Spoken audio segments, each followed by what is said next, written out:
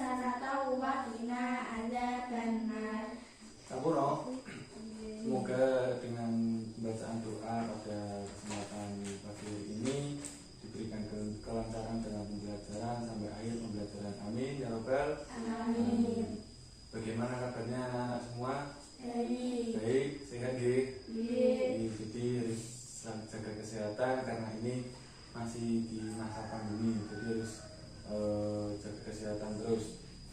Sebelum saya mulai pembelajaran, saya absen dulu nggih. Satu persatu. Yang pertama, Mbak Gisla. Hadir. Diro. Dua, Mbak Nafis. Diro. Alhamdulillah sudah hadir. Mbak Maida. Hadir. Mbak Hana. Hadir. Oke. Kemarin kita sudah belajar tentang yang namanya zakat. Dari anak-anak semua ada yang tahu pengertian zakat? Ada yang tahu atau tidak? Kemarin kan sudah saya pelajari, kalau tidak saya jelaskan lagi ya. Zakat itu yang pada intinya kita memberi kepada orang yang membutuhkan. Jadi anak-anak kalau misal punya uang sedikit pun bisa membayar zakat kepada sesama. Terus kita langsung masuk saja ke pembelajaran pada pagi hari ini. Kita akan belajar tentang puasa. Dari anak-anak semua sudah pada puasa kan? Kalau puasa Ramadan puasanya sudah full apa masih bolong-bolong? Mbak Maida, masih bolong-bolong apa sudah full? Full, alhamdulillah. Jadi seluruh anak-anak harus semangat berpuasa, karena berpuasa juga melatih diri kita untuk menahan dari segala godaan yang ada. Langsung saja ya saya sampaikan pengertiannya. Nanti bisa ditulis, nanti akan saya tanyakan di akhir pembelajaran ya.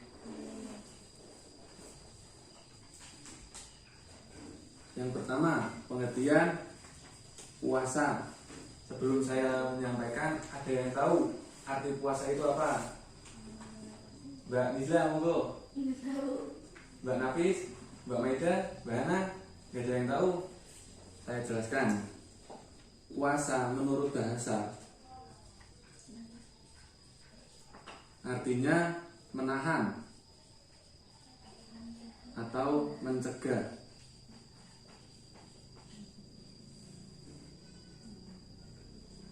Sedangkan menurut istilah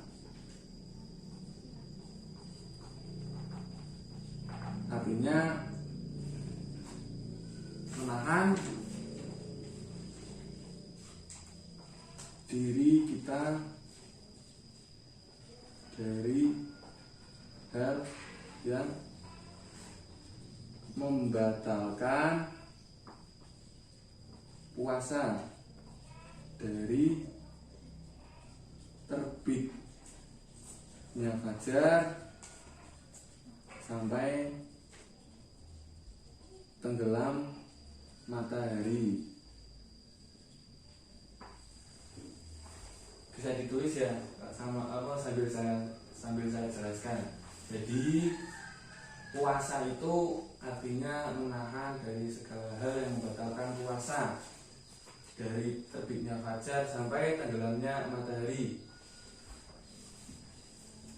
Jadi puasa itu kita menahan lapar dari kalau bahasa gampangnya itu dari pagi hari sebelum imsak, setelah imsak sampai maghrib datang. Jadi kira-kira kita puasa itu kalau di Indonesia 13 jam kalau tidak salah. Jadi puasa itu tidak hanya kita menahan dari lapar dan menahan dari haus, tapi juga kita menahan dari emosi kita, amarah kita, hawa nafsu kita. Jadi kalau kita puasa itu tidak hanya menahan hawa nafsu, tidak hanya menahan rasa lapar saja. Jadi tidak hanya menahan lapar, menahan minum, tapi juga anak-anak itu tidak boleh emosi. Biasanya kan kalau adik-adik sama temennya emosi ya, aja emosi Mbak Meda, Mbak Iza kok jengkel aja emosi. Terus aja sih namanya nangis posnya batal. Nangis itu posnya batal. Jadi Mbak Meda, Mbak Hana lah, aja nangisan, harusnya nek kosong ada beberapa hal yang tidak boleh dilakukan. Surat Al-Baqarah ayat 133, ya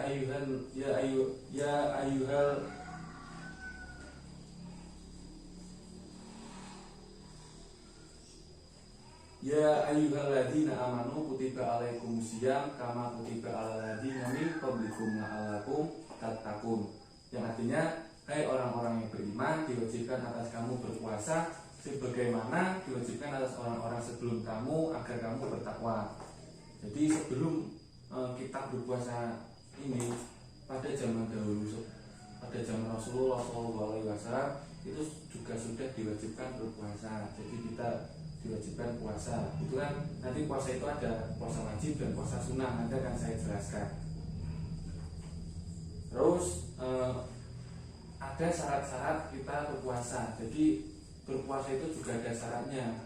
Tidak hanya puasa tok, nahan ngombe, nahan lapar mungkin, tidak hanya itu, tapi juga ada syarat-syaratnya. Syarat-syaratnya itu ada syarat wajib dan syarat sah.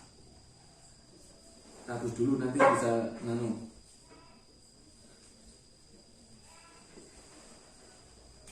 syarat puasa itu ada syarat wajib. Pintar. Jadi syarat wajib itu adalah suatu yang menyebabkan seseorang itu diwajibkan untuk berpuasa. Jadi ada hal yang juga tidak diwajibkan puasa. Contohnya yang diwajibkan puasa itu yang pertama Islam. Jadi kita orang Islam. Jadi kita diwajibkan untuk berpuasa. Biasanya puasa apa ya Islam? Puasa apa namanya? Ramadan. Nah, puasa Ramadan, puasa Idul Fitri, puasa Ramadan. Yang kedua, balik. Balik itu maksudnya sudah cukup umur. Biasanya kalau kalau laki-laki itu biasanya jika sudah mimpi basah. Kalau biasanya itu kira-kira umurnya 15 tahun. Berarti Mbak Iza umur berapa Mbak Iza? 11. Mbak Maida 8 tahun. Berarti nek semisal kok kalau cewek itu biasanya 9 tahun. Berarti setelah kita wanita itu menstruasi M. Jadi sebelum M itu tidak diwajibkan puasa, tapi dianjurkan puasa karena kan latihan puasa lah dan bisa nahan. Nek orang latihan kayak saiki besok sudah besar itu malah tidak bisa puasa karena kaget tidak pernah latihan. Yang ketiga, berakal sehat. Berarti nek wong edan iki ora diwajibkan puasa. Sing wong edan iki nek nyen sapa wong iki? Bawon ora ngerti ini wong edan itu tidak punya akal, itu tidak diwajibkan berpuasa. Lah nek sampeyan kabeh kan punya akal, sehat kan udah sehat. Nah itu diwajibkan berpuasa gitu. Yang keempat, mampu. Maksudnya mampu itu bukan berarti kok aku orang mampu puasa, orang mampu kok. Tidak seperti itu. Dalam arti mampu itu kita sehat dalam jasmani dan rohani. Jadi hati kita sehat, pikiran kita sehat, itu kita diwajibkan berpuasa karena kita mampu. Biasanya kalau orang sakit itu kan seumpama sampean kok sakit parah terus kalau obat itu tidak diwajibkan berpuasa. Terus yang kelima, suci dari haid dan nifas. Haid itu kan berarti kalau misal kok sampean wis gede, wis haid, nah itu nek sampean wis haid itu tidak diwajibkan puasa. Tapi nek misal puasa wajib berarti sampai wajib mengodok. Terus dan darah nifas. Darah nifas, ada yang tahu darah nifas? Nah, pinter, Mbak Iza, pinter. Darah orang melahirkan. Jadi nih, biasanya kan belum melahirkan itu 40 hari itu darah nifasnya metu terus. Nah, itu tidak boleh berpuasa.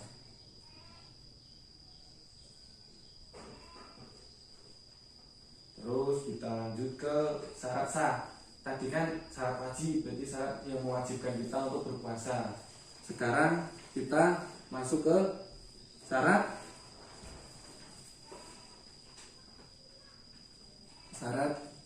sah. Bisa ditulisin, monggo ditulisin. Monggo ditulis. Sampun?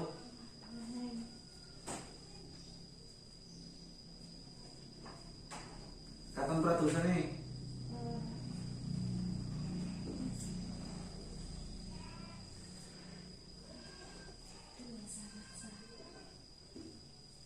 Sampun no? Sampun no?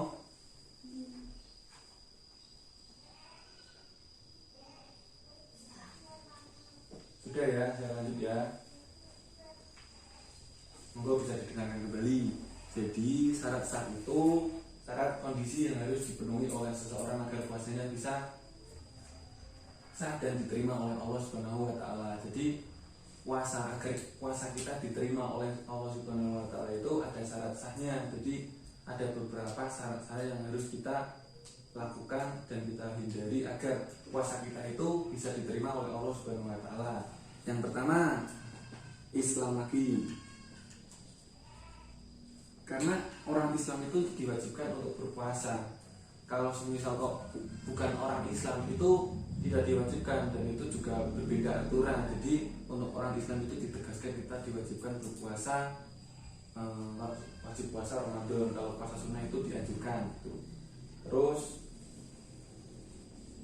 mumayyiz. Mumayyiz itu bisa membedakan hal yang benar dan hal yang tidak benar. Maksudnya itu kembali lagi ke balik. Balik itu cukup umur, dan mumayyiz itu kan biasanya kalau sudah cukup umur biasanya sudah bisa membedakan hal yang baik dan hal yang buruk. Nah, terus 3, suci seperti ini. Nantinya suci dari darah haid dan nifas. Jadi kalau kita kok jenengan semua nanti kalau sudah besar kok haid dan berpuasa itu puasanya tidak sah karena jenengan sedang haid, tapi wajib mengkodok jika itu puasa wajib. Terus yang keempat, berpuasa bukan pada hari-hari yang diharamkan. Ada yang tahu hari-hari yang diharamkan itu hari-hari apa? Ada yang tahu? Ada yang tahu nggak? Hari-hari yang diharamkan itu seperti hari besar Islam, seperti tanggal 1 Syawal. Nah, tanggal 1 Syawal pas bodoh itu tidak diwajibkan puasanya tidak sama, itu dilarang karena itu adalah hari-hari besar. Jadi kita wajib memperingatinya, wajib mensyukuri nikmat kita dan tidak boleh berpuasa.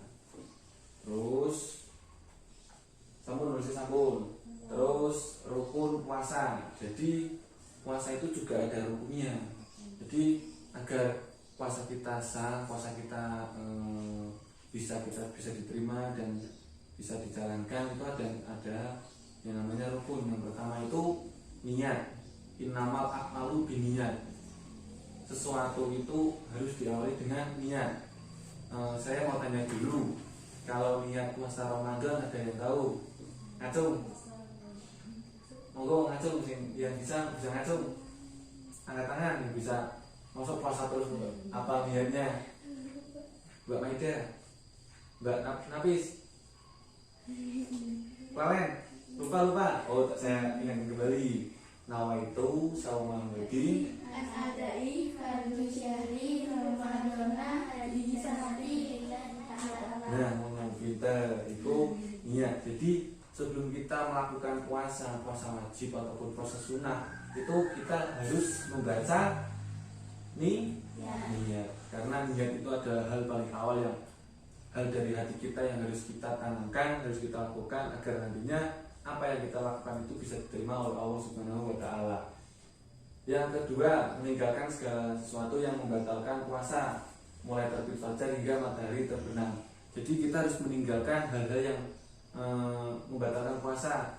Nanti akan saya jelaskan hal-hal yang membatalkan puasa, karena banyak beberapa hal yang bisa membatalkan puasa kita. Ada hal-hal yang membatalkan puasa. Jadi ini adalah sebuah tantangan bagi kita. Di saat kita berpuasa pasti ada hal-hal yang bisa mempengaruhi kita dan membuat puasa kita itu batal. Yang pertama, yang pasti yang menjadi tantangan untuk kita itu makan dan minum. Itu kan biasanya kan itu sudah menjadi hal lumrah. Jadi makan minum kita sengaja, maksudnya makan dan minum secara sengaja. Maksudnya sampai tiba-tiba kok makan murah-murah sengaja itu pastinya batal. Tapi kok semisal kok sampai ngumbiran es teh, keadaan itu anak-anak itu lupa bahwasanya kalau di saat itu kita itu sedang puasa, tapi kita kok sudah minum, sudah habis setengah, itu tidak apa-apa. Kalau semisal kok memang benar-benar lupa, itu tidak apa-apa. Kalau kok disengaja kok tiba-tiba kok etok-etok lalen minum es teh, itu batal puasanya. Terus yang kedua, ada muntah dengan sengaja. Jadi semisal kok anak-anak kok sakit terus muntah-muntah, itu bisa dikeluarkan itu puasanya batal. Jadi kalau semisal kok sakit itu jangan dipaksakan, tidak usah puasa, tetapi wajib mengqadha itu menggantinya. Terus bersetubuh atau melakukan hubungan suami istri. Jadi ini khusus untuk orang dewasa, untuk bapak-bapak jenengan, bapak ibu jenengan. Jadi intinya seperti itu. Terus yang keempat, keluar darah haid atau nifas. Jadi semisal sampean kok nanti sudah haid, sudah besar, tiba-tiba pas lagi puasa kok tiba-tiba keluar darah haid. Nah itu tidak apa-apa. Kalau semisal kok sampai mangan apa-apa, mergone sebabnya karena puasanya anak-anak itu sudah batal karena keluar darah haid. Terus ada macam-macam puasa. Jadi puasa itu tidak ada macam-macamnya. Ada puasa wajib dan puasa sunnah. Yang pertama ada puasa wajib. Puasa wajib itu seperti puasa apa? Contohnya puasa apa? Ada yang tahu? Nah, puasa Ramadan. Terus puasa Ramadan. Terus puasa nazar. Puasa nazar, ada yang tahu puasa nazar? Tidak ada yang tahu. Jadi puasa nazar itu semisal kita kok niat aku naik oleh duit 10 juta, aku mau puasa. Nah itu sebuah nazar. Jadi kok semisal sampai kok niatan aku pingin oleh HP, kok naik oleh HP aku bakal puasa. Terus itu harus dijalankan karena anak-anak sudah bernazar bahwasanya semisal kok apa yang sudah diinginkan dan terdapat itu harus menjalankan puasa karena sudah berdoa moga-moga aku oleh HP aku meh poso. Itu harus dijalankan puasanya karena itu sudah wajib. Terus ada puasa sunnah. Puasa sunnah itu banyak sekali. Ada yang tahu puasa sunnah? Contohnya satu saja. Ada yang tahu nggak puasa sunnah? Seperti yang saya sebutkan itu, Mbak Nafis yang sudah melakukan itu tadi. Nah, puasa Senin Kemis. Terus ada puasa apa lagi? Terus puasa Daud. Ada puasa Daud, puasa Arafah, dan puasa di bulan Muharram. Jadi ada Senin Kemis, ada puasa Daud, ada puasa Arafah, ada puasa Haram. Terus catat ya, nanti saya jelaskan aja. Yang pertama puasa Senin Kemis. Kalau kita sudah biasa ya, kalau Senin Kemis sudah biasa mendengar ya, apalagi Mbak Nafis juga sudah pernah melakukan puasa Senin Kemis, itu termasuk dalam puasa sunnah. Kita melakukan mendapat pahala, kalau kita tidak melakukan tidak mendapatkan apa-apa. Yang kedua puasa Daud. Jadi puasa Daud itu puasa seling-seling. Misal kalau sampean puasa Senin, Selasanya tidak puasa, Rabunya puasa lagi, terus Kamisnya nggak puasa Jumatnya puasa lagi gitu, jadi seling-seling itu namanya puasa Daud. Terus puasa Arafah. Puasa Arafah itu biasanya dilakukan oleh orang-orang yang sedang naik haji. Semisal kok besoknya mau lempar jumroh, malamnya kan kita orang tersebut kan bermalam di Arafah ya, sebelum bermalam itu pagi sampai sorenya itu kita disunahkan untuk melakukan puasa. Yang terakhir ada puasa di bulan Muharram. Puasa di bulan Muharram itu biasanya ada tanggal 1, 2, 9, 10 dan lain sebagainya. Jadi pas bulan Muharram tahun baru Islam itu kita disunahkan untuk melakukan puasa. Terus hikmah kita melakukan puasa. Jadi ada yang tahu nggak manfaat kita melakukan puasa, hikmah kita melakukan puasa? Nah, terus itu manfaatnya. Terus ada lagi, hikmah puasa itu mengajarkan kita. Jadi hikmah puasa itu mengajarkan kita, melatih diri kita agar disiplin waktu, peduli pada sesama, membuktikan ketaatan kita kepada Allah. Jadi kan puasa juga termasuk dalam rukun Islam. Ada yang tahu rukun Islam? Rukun Islam ada berapa? 5. Coba Mbak Nafis sebutkan. Syahadat, sholat, lebih urut. Syahadat, sholat, zakat, puasa, haji. Itu termasuk dalam rukun Islam. Terus hikmah dalam puasa juga kita lebih kita bisa menjaga, bisa melatih diri kita menahan dari segala godaan yang ada di dunia ini. Godaan lapar, godaan haus, dan godaan dari setan yang terkutuk. Jadi itu. Sampai sini apakah ada yang ditanyakan? Dari anak-anak apa ada yang mau ditanyakan? Kalau semisal tidak ada, saya mau balik bertanya kepada anak-anak. Gimana? Monggo ada yang bertanya atau tidak? Kalau nggak ada, saya mau bertanya.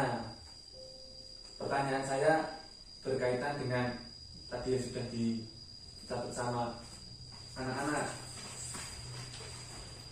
Yang pertama, Mbak Hana, siap-siap Mbak Hana. Syarat wajib puasa itu ada apa saja? Syarat wajib puasa?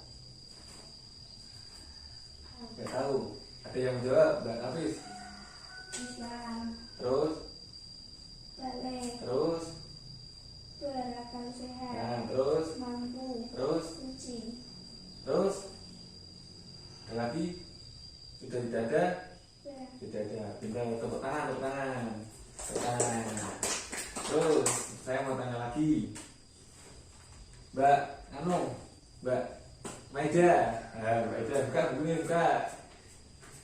Mbak Maida, menurut bahasa puasa itu artinya apa, Mbak Maida? Mbak Isla, secara bahasa puasa artinya apa? Nah, benar. Sedangkan secara istilah, apa sebutannya? Kalau sudah mungkin saya cukupkan sekian ya.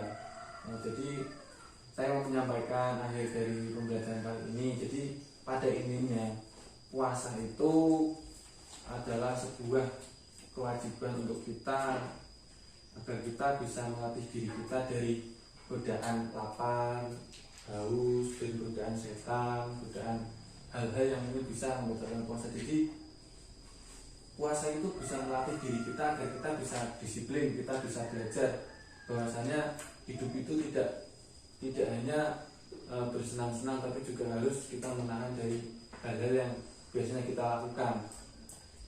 Terus jadi setiap hal yang kita lakukan itu ada rukunnya, ada syaratnya, ada syarat wajibnya, ada syarat sah. Jadi ada syarat-syarat yang harus kita lakukan. Kalau kita tidak lakukan, kita akan berdosa. Ada syarat sah, kalau kita tidak lakukan, nanti puasa kita juga tidak akan sah. Terus puasa itu juga ada macam-macamnya. Ada puasa wajib, puasa sunnah. Puasa wajib apa saja tadi? puasa Ramadan, puasa nazar, terus puasa kifarah, terus ada puasa sunnah. Jadi puasa sunnah itu kita melakukan itu mendapatkan pahala, tapi kalau kita tidak melakukannya itu juga tidak apa-apa, karena tidak mendapatkan apa-apa. Jika kita melakukan, kita akan mendapatkan. Nah, jadi mungkin hanya itu yang dapat saya sampaikan. Nanti untuk anak-anak di rumah tetap belajar ya, karena kalau kita tidak belajar, nanti kalau saya tanyai kan tidak tahu lagi ya. Makanya harus dipelajari lagi agar nantinya kalau Bapak bertanya lagi kepada anak-anak bisa menjawab dengan baik, dengan benar. Nanti kan kembali laginya juga pada anak bisa pintar, bisa membanggakan Bapak Ibunya jenengan sedoyo. Mungkin hanya itu yang dapat saya sampaikan. Kurang lebihnya saya mohon maaf dan terima kasih. Sebelum saya menutup pembelajaran pada pagi hari ini, kita membaca doa terlebih dahulu, doa pulang. Halo, Bismillahirrahmanirrahim. Wal asri innal insana lafi khusrin illalladzina amanu wa amilus sholihati wa tawassaw bil haqqi wa tawassaw bis sabr. Bismillahi tawakkaltu 'alallah, la haula wala quwwata illa billahil aliyyil azim. Shadaqallahul azim. Baik, terima kasih. Ihdinas siratal mustaqim. Wassalamualaikum warahmatullahi wabarakatuh.